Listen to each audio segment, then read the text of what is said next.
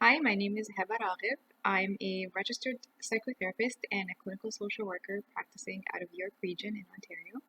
And today I will talk to you about COVID-19. Um, we have a lot of web content right now on COVID-19, some of which is incredibly helpful when this pandemic is going on, and some of which is unfortunately misinformation. So we do have to be very critical about what we're consuming. Today, I'm not necessarily going to give you information about COVID 19 itself. I want to give you information about you. So, my primary question for everybody watching is why are we behaving the way that we are behaving amidst this pandemic? So, why the toilet paper? Why the conspiracy theories? Why the complete and utter inability to concentrate and be productive? Why the difficulty with being forgetful and sleepless? Why the Netflix binging? And why the obsession with everything COVID 19 related and the web surfing, especially right before we go to sleep? So, you're not alone if these things are things that are that you're doing or that are happening around you with friends or family members. This is just sort of what some of us do when we are under threat.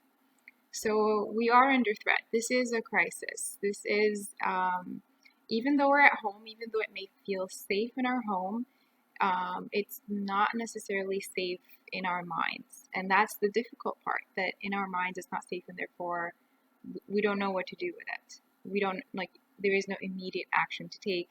And so we end up taking all those other actions that are not necessarily helpful, but it's all we can do. So, very briefly, I want to tell you about your brain. This is super easy, we won't get too complicated, but I just want to highlight two areas in the brain. This part right here is at the front part of your head.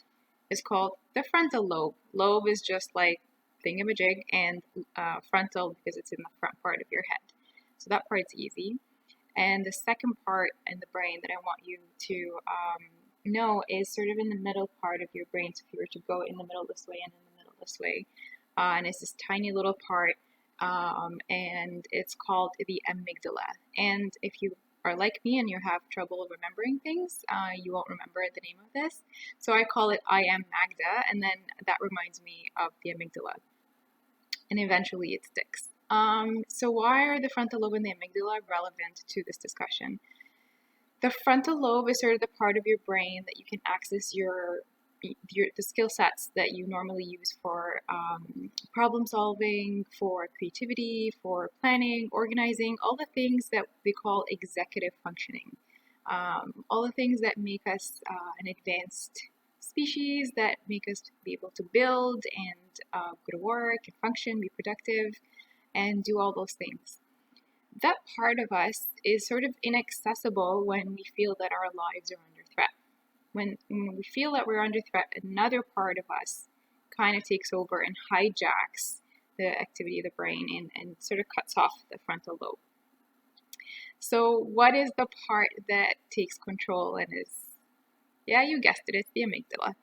The amygdala comes on and it has what you may have heard of as the fight, flight, or freeze response.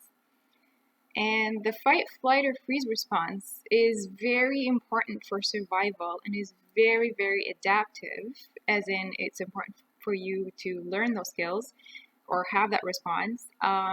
If we're out in the wild and we're encountering an animal that's a threat to our survival, a big bear, a fox that might be, or a group of animals that might be attacking us, and we need to either somehow fight that animal, run away from that animal, or sometimes we have the freeze response. Very quickly, a lot of people may not know why we have a freeze response. Why do we just go stiff and freeze and like not know what to do? That's the play dead response. So that, the prey that, or the predator that was possibly chasing you thinks that they won, and for a split second they're distracted or they're not attacking anymore, and then you get that split second so that you can run. This you could see with deers and lions, where the deer is like sort of looks like it's dead, and then the lion thinks it captured the prey, and then it goes off shooting after that and it escapes the lion. So that's why we have a freeze response. All these responses are great if we have a lion or an animal that's putting us under threat. But the pandemic or the COVID virus is not something that we can fight. We can't even see it. And it's not something we can run away from because it's everywhere. And it's not something that we can have a freeze response with because that just won't do anything. And we can have all these responses, but they're not going to do absolute anything with how to adapt or how to change our lives so that we can cope with COVID-19.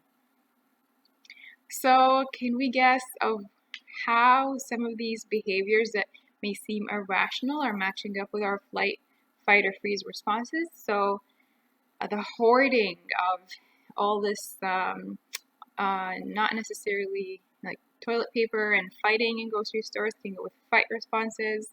The conspiracy theories are sort of this denial that, it doesn't even exist. It's some governmental thing so that in our mind we can flee the idea that we have a pandemic going on. And can you guess what the freeze response is? Yep, it's the being completely tired, being unable to concentrate, being forgetful. This is kind of like your brain is sort of dissociating with the reality that it's having a hard time to cope with. So that's what's happening, a flight, fight, or freeze response in the amygdala. And because it's happening in the amygdala, it's hard for us to access the frontal lobe of, okay, what can I do with this? How can I problem solve? And it's asking is, how long can this keep going? It's a stress response. I'm overwhelmed. I can't do this anymore. I'm like, I can't stay inside anymore. And it produces more of a stress response. The stress response actually impacts our immunity. So it's kind of the worst thing that we can do. So that's not helpful, not to our physical health or our mental health. So we need to practice some emotional regulation strategies in order to help the amygdala sort of regulate again and to bring the frontal lobe back online so that it's capable of accessing our executive functions, that those skill sets that we normally have that we're great at on a daily basis. So I'm going to put a link for a handout on emotional regulation and how to practice that. But primarily, the first start for emotional regulation is to name your emotion. You want to name your emotion. Every day you want to ask yourself, what is it that I'm feeling? I'm feeling angry. I'm feeling sad. I'm feeling frustrated. I'm feeling disappointed. I'm feeling really just pent up energy because I'm cooped up inside all day long. So just name your emotion. That's half the battle. And that helps you in order to understand what's going on with yourself and helps you calm down the amygdala, which also has the emotions of the brain is part of the emotional center of the brain.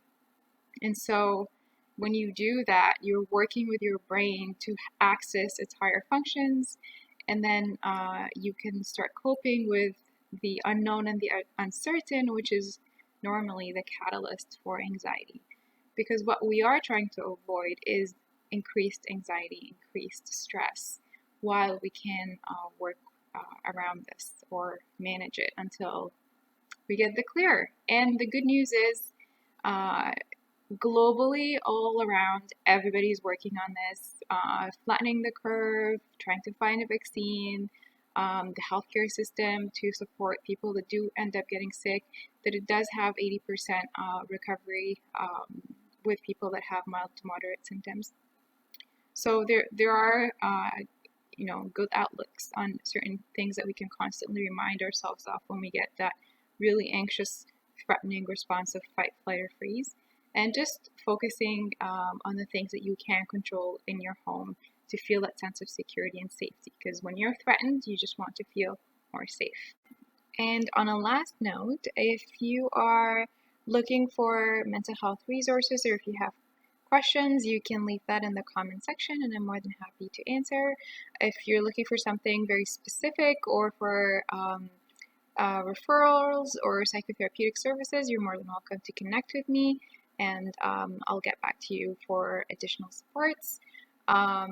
It's important that we try to look after our mental health throughout all of this because it is difficult to be kept in isolation and away from our usual circles of supports of friends or family. So look after your mental health. If you need additional supports, do try and seek them, and stay safe, everybody.